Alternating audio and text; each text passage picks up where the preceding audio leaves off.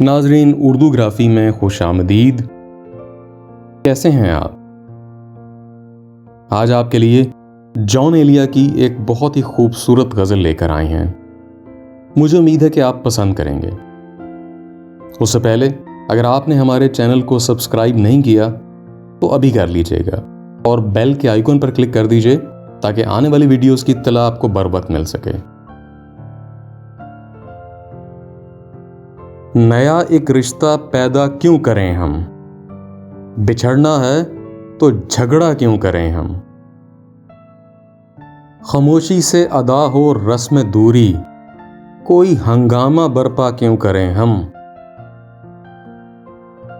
ये काफी है कि हम दुश्मन नहीं हैं, वफादारी का दावा क्यों करें हम।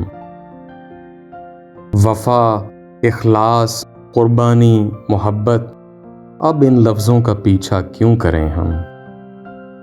हमारी ही तमन्ना क्यों करो तुम, तुम्हारी ही तमन्ना क्यों करें हम।